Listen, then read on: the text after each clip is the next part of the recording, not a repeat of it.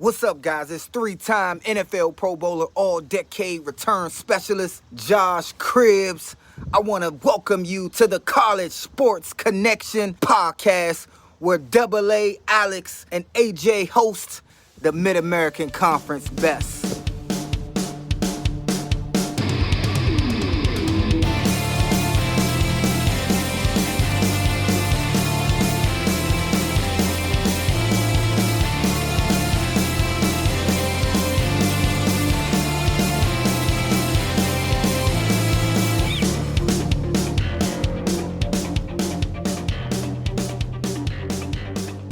All right, everybody, Alex the Captain coming to you from the CSC podcast, bringing you our Media Day interviews. AJ and I had the opportunity to attend the 2020 MAC Media Day, where we spoke to coaches from all over the Mid-American Conference.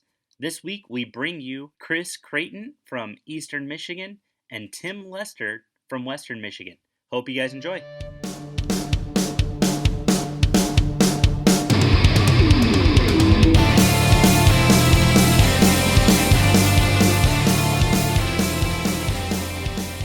All right, everybody, welcome back to the CSC podcast here at 2022 MAC Media Day. I'm Alex the Captain, joined by AJ the Guru. What's going on, everybody? Guys, we are here joined by Coach Chris Creighton from the Eastern Michigan Eagles. Coach, thanks for joining us. Absolutely. Thanks for having me. It's been your ninth season already. It's hard to believe those 9 years have gone by, haven't they? Oh, man. Yeah, ninth season. I think about that often. And in some ways, it's snapping fingers. In some ways, it's like it feels though I've been here a little bit. Sure. So, And it's cool, too. I wanted to have this conversation because one of my high school teammates and a friend of mine played for you. It was Dan Samuelson. oh, no kidding. Yeah, so I grew up. He was 2 years younger than me. My brother and him were in the same class, but I've known Dan for years. We were teammates in high school. Of course, he was a transfer in from Michigan. But, I talked to him the other day, so go Eagles. Oh, that's awesome. What a great story. I spent 11 years in Indiana, and so it was fun to just kind of go through those routes, that he had, and then coming from Michigan, great fit for our program. He was. And in high school, he was bigger than just about anybody we played. Because we were up in Plymouth by the South Bend school, so we played like Penn and those guys, and those are big boys. But Dan was able to compete with them, which was always fun to watch. It was great to see him in an Eagles uniform. It was great for him. Great people. Yeah. So let's talk about this season. The big common denominator in the conference, quarterbacks. Yeah. Who's playing quarterback for Yeah. who? What's that competition look like for you guys this year, and who's kind of taking the lead? Yeah, so in January we brought two new quarterbacks into the mix, and Taylor Powell, a transfer from Troy, was at Missouri, was a Gatorade Player of the Year in Arkansas. Yep. We recruited him when we were recruiting Ben Bryant when he went to Troy, and then Cameron McCoy, who's a really talented freshman from St. Louis, and Austin Smith.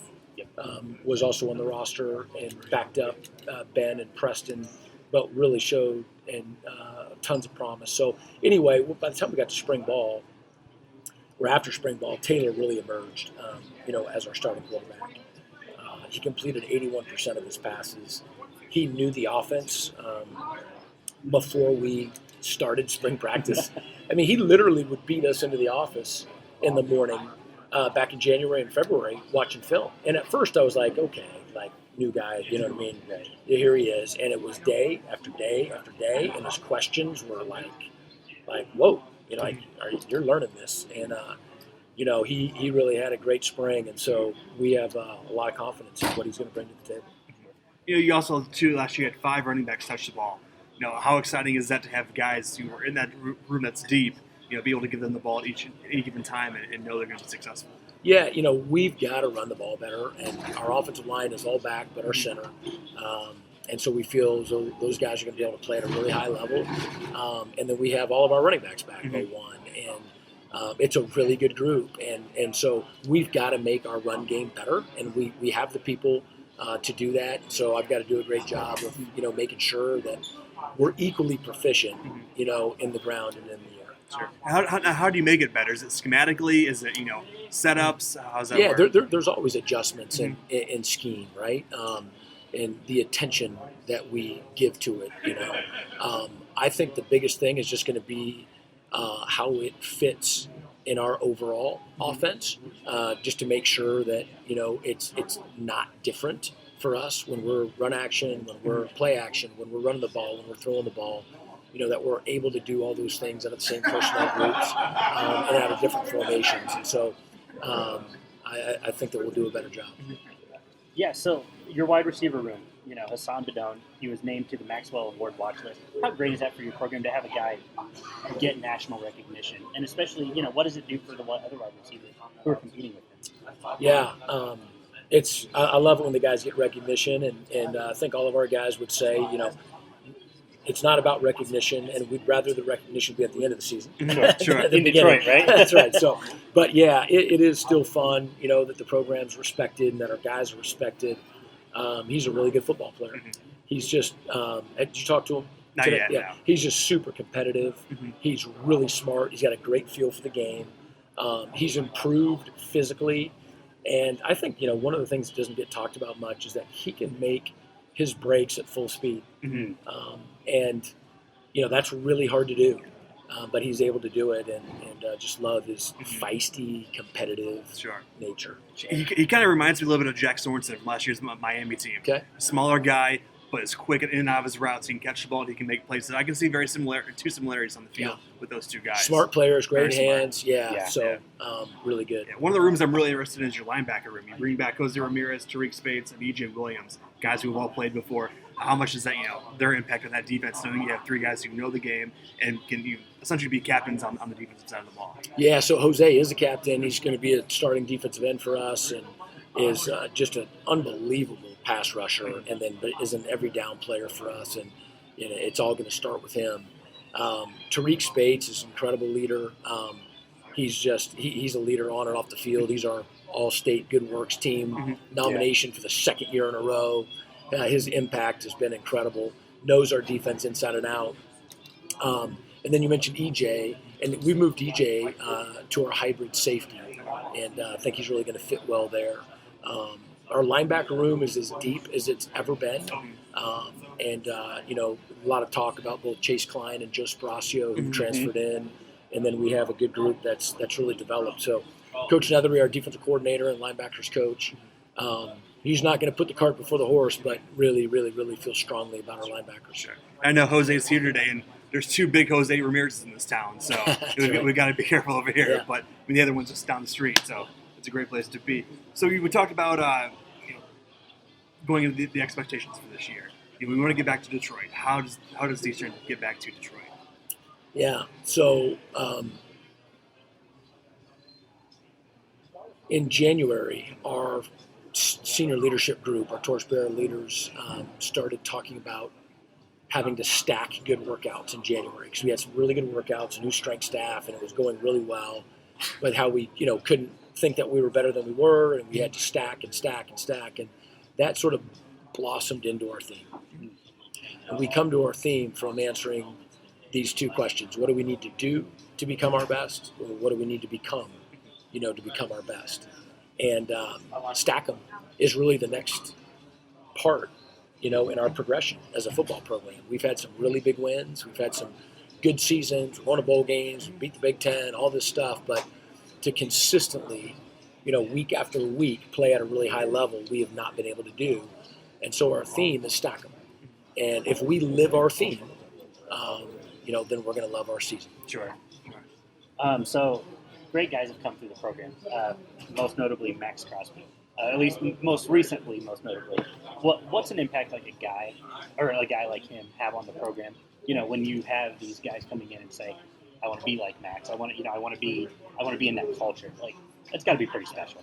It is, and it's I get it, but it's also crazy. There are guys who are dumbfounded that Max Crosby, you know what I mean? Right. It was like, you know him, and you know what I mean? Yeah. Coach Max Crosby, and I'm like, yes, I coached Max, But it's so it really, it's a big deal. It's a really big deal. He is, his third year, he's captain of the Las Vegas Raiders. Yeah. Right. He's the defensive MVP of the Pro Bowl. A massive contract, and and just an awesome human being, and has come out publicly, about his sobriety and has inspired so many people in such a positive way. So we're super proud of him, and it's a big deal. Yeah.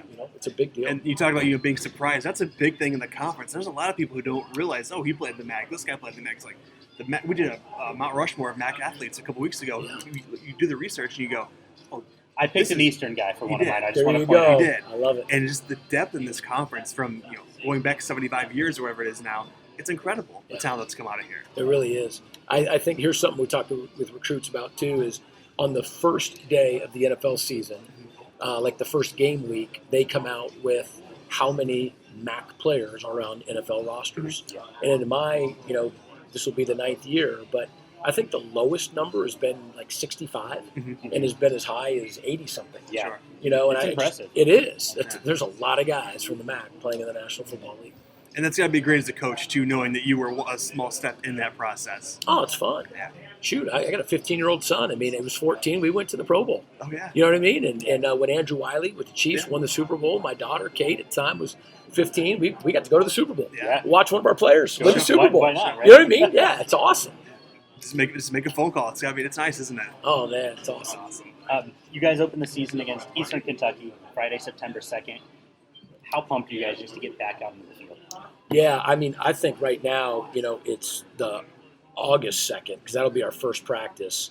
And so that's really what we're all wound up about. Sure. And then soon it will become Eastern Kentucky, on September 2nd. They're obviously a really good team and are going to take and have our full attention. Sure. By that point, those guys will be tired of hitting their teammates. They'll want to hit somebody in a different uniform. Yep, that's exactly and there right. you go. Yep. Teammates will be tired of getting hit by their own guys. It's a whole cycle. Yes. But Coach, this is awesome. Thank you so much for your time. We really appreciate it. We have a little something for you, as well as a token of our thanks. Oh, wow. And we've been cool. handing out our official hat. I love it. And we appreciate you and your time. And thank you so much. And good luck to the Eagles this year. I love it. That's great. Great hat. Cool. Thanks so much, Coach.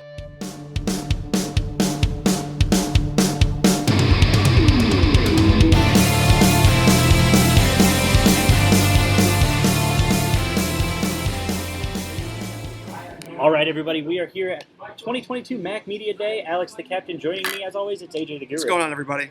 Guys, we are here with head coach Tim Lester of the Western Michigan Broncos. Coach, welcome back to the show. I'm glad to be back, guys. Thanks for having me. Love it. We're back at Media Day, which means football season's right around the corner. It doesn't get any better than this. No, it's this is kind of always the, summer's ending. It's the transition. This is kind of the kickoff, and we'll start kind of like a mini camp here later this week. Sure. We report to camp middle of next week and really start next Thursday. Sure. But it's definitely, this is kind of where you turn the page from relaxing or kind of all the training's done where we're just kind of trying to refresh their bodies at this point and get ready for camp. Sure. Yeah. We talked about it a little before we got on air here. You were on the show a couple months ago. We didn't get to talk a lot about the program because we had other plans. We brought in Mike Kirshner, your former teammate, and talk about what a fun conversation that was. Learned a lot. It's always funny when you're on with someone that knows you really well, and you're like, what is he gonna say? Right. Kirsch has always been one. You had to of be those on your guys. toes for that one. You just got to be ready. You got to heightened alert a little bit more, even though I trust Kirsch with my life. I mean, I played behind him, so I trusted I'm him. going to say you trust him a little bit. At least, Yeah, right? it's more than most. And but it was a blast to see him. So yeah, it was awesome being on the show, and it's fun to be back. He just took a new coaching job at Culver Military Academy. That's what I heard. And so very, very excited for him, that opportunity. It's going to be great for him. And CMA really, they got a good one with him. Yeah, so. they'll do a good job. So going back to last season, huge bowl win in the Quick Lanes Bowl. We were there, 52-24 over Nevada. Great win for the program to cap the season. Switching into this year, how do you replace Caleb Elvey? It's hard. I know, big question right off the rip. I know. Yeah, it's it happens. I mean, we'll be a little bit different without him. Yeah. We could be better without him. We could be way worse without him. I mean, that's part of the fun of it, right? There was no way we're going to be able to replace Zach Terrell, and then Wasik came in and did a great job, and then Wasik left, and then how are we going to do? And then Caleb showed up. So that's part of the fun of it. We've always had an all-conference quarterback. I've only had 2 in my 5 years here so far, and now we're going to be on our 3rd. And so far, Jack Salopek's done an unbelievable job. He got called into real action. We had a slow drip IV on Caleb during the Pitt game at halftime. Yep. and we couldn't get him out, and so Jack had to go in, and he went 4 for 4, took us down the field, and got some points. And, so he did a good job. So that's his one real drive, you know. But he's going into his 3rd year of college. He's grown up. You know, he's ready to play. He plays a lot like John Wasson can run. He's smart. He really dominated spring ball. Stone Hollenbach came from Alabama, struggled a little bit in the spring, but had a great summer, so we started to push him a little bit. Marion Herbowski will always have a package. You saw him at the bowl game. He runs the ball well. Yeah. He's getting better throwing the ball, but we'll always have a little package for him. Sure. Trayson Burgay is a freshman from Tucson, Arizona that just got here. I'm looking forward to seeing him. He's got a huge upside, so it's gonna be fun. Sure. You know, Sal Pack's in the pole position. You know, he's still got the race ain't over. Right. You know, so it'll be fun to watch it. I like where we're at. Sure. Now, you've been that guy before. You've been the freshman coming in and taking over a program. Do you take it a little more to heart, I guess, working with these guys, having been in their shoes and kind of helping them prepare? Or is it harder as a head coach because you wear so many different hats? No, I think it's better. You know, like I'm an ex-quarterback, and I've dealt with new quarterbacks all the time. And that's, I think, one of the reasons you have to have a quarterback to win, right? And so you definitely want to make sure that you have somebody, if not your head coach, that can find them, evaluate them, recruit them, and develop them. Right. And been fortunate everywhere we've had to have one. That's why we've won most places. Sure. You know, and you got to put great people around them. Don't get me wrong, but it is a big piece of the puzzle. Yeah. So, you know, I definitely, I can tell you the one thing I think we do a good job of putting them in situations to really help them speed up their development. You know, put them in somewhere unfair on purpose. And I tell them that before you go in. Like, it's going to suck. Like, we're going to run these next 6 plays. You're probably going to not be successful at all. But you might be. And eventually, when you're a senior, you might pull off 3 of the 6, which would be amazing. You're going to probably go for 6 right now. You know, and so you put them in situations where they can show us that they're ready or not. You know, and you hope Jack, the guy that's been in college for 2 years already, going in his 3rd season, he should be. Him or Stone should be the best. Yeah. But you never know. You know, you got to earn your job every year. Now, you talk about a new quarterback coming in. He has weapons all around him, and especially Sean Tyler, a guy who has burners for days. You know, how important is that for a young quarterback to have somebody like them around? It's everything, right? I mean, people don't realize this because our receivers get a lot of love. You know, we've had some unbelievable wide receivers here in the past 15, 20 years that have come out of Western. And in our building, we talk about running the ball. That's all we talk about.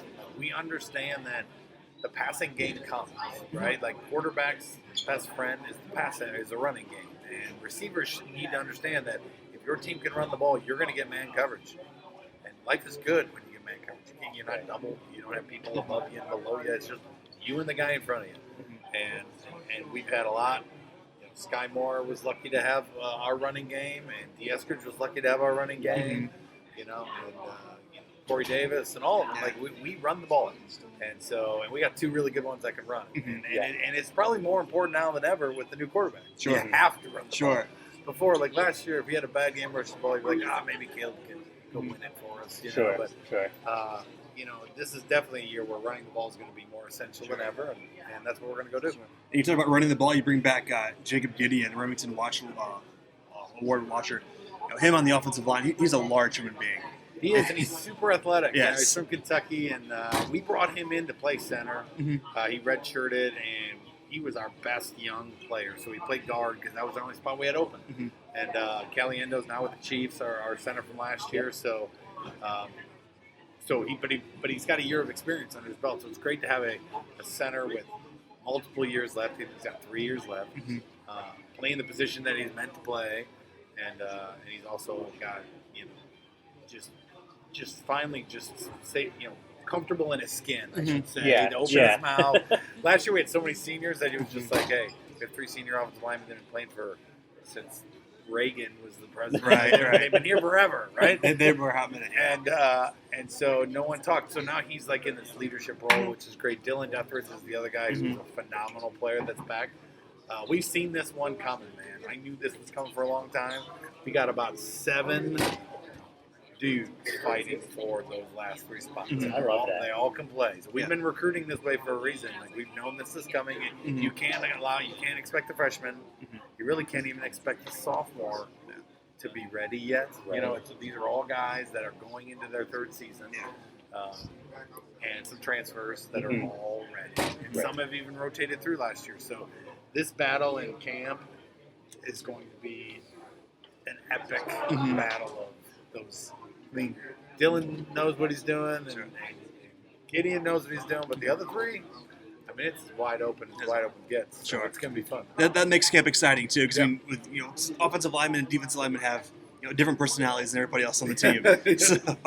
so those are going to be fantastic battles, I think, and that's probably an answer you won't have till probably week one. Yeah, we don't. We got to move them around. Yeah, we have so many guys like Dylan Duthridge that can do so many. Like Dylan, we brought him in as a tackle. He played left tackle in the spring. He's been our starting right guard for 3 years. So he did a great job with left tackle. I don't know if he's going to play tackle, guard. He can do whatever. Sure. Fullback. He could. As we figure out what the rest of the guys are, we'll probably put Dylan. Left tackle's a big one. He looked great in the spring at left tackle. Can we talk about a guy with that name protecting your quarterback? I don't want to mess with a guy like that. He's got a perfect name for him. It's beautiful. My name is Death Rage. But yeah, and he's kind of a quiet, really nice kid too. So even better, yeah. You're always thinking like, is he about to lose it? Right. I've never seen him.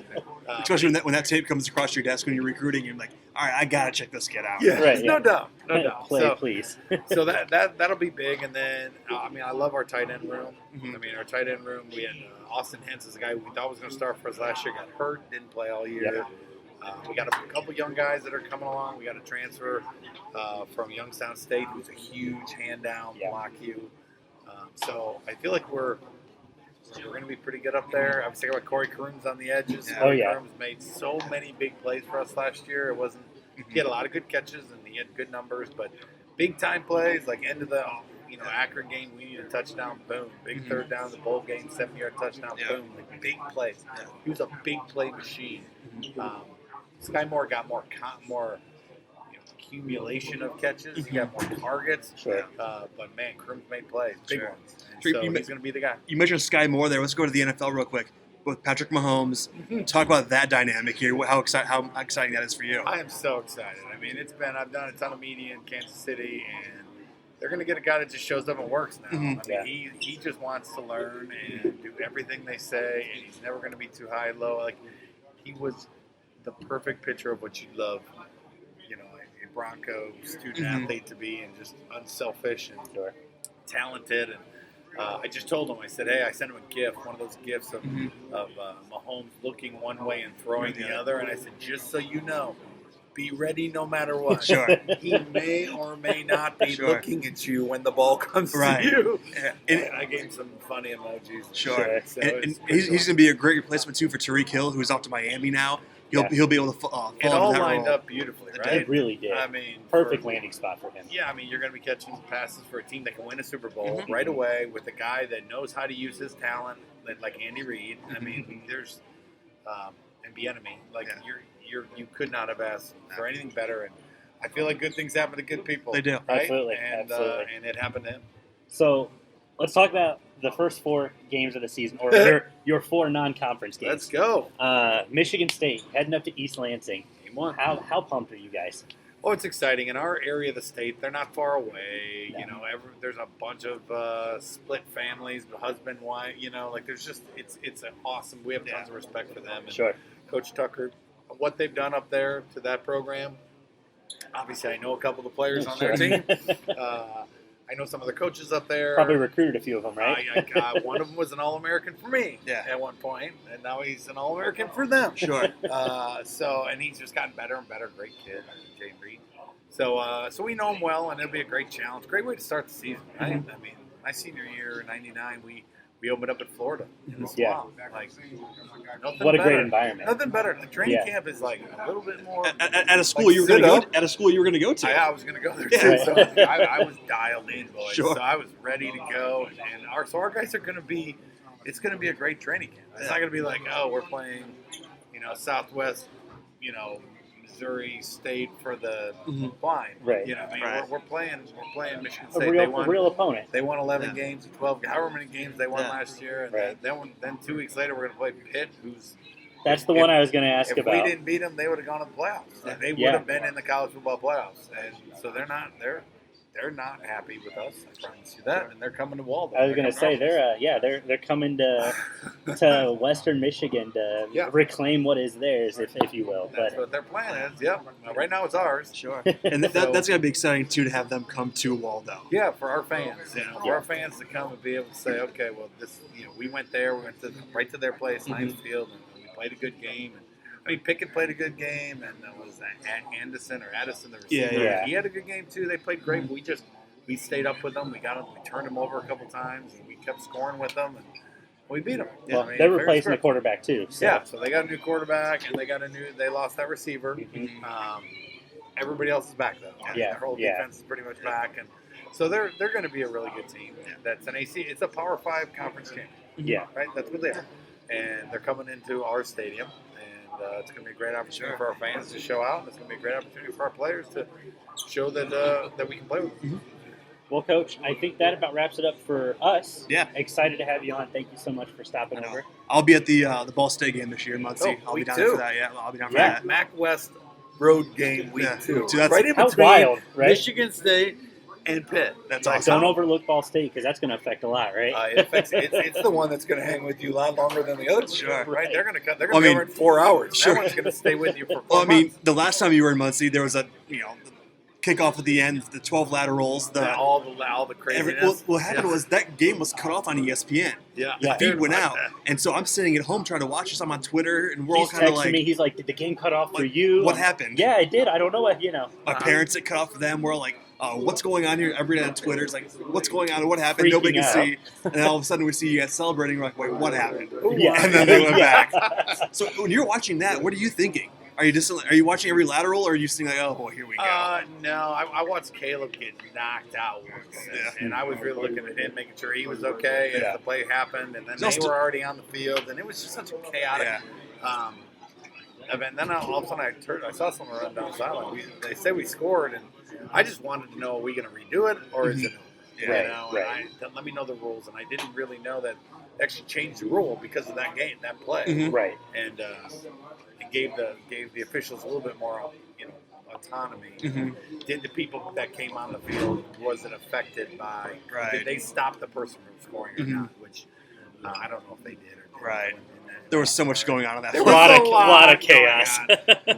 We've had some crazy endings with them. Yeah, so it'll be another battle. It'll be a fun one too, early on, week 2, and that'll maybe set the tone for the rest of the season in the conference. It will. But I'll be down there. I'm excited for it. It'll be fun. So, all right, Coach. Thanks so much for your time, Coach. We really guys. appreciate it. Appreciate it.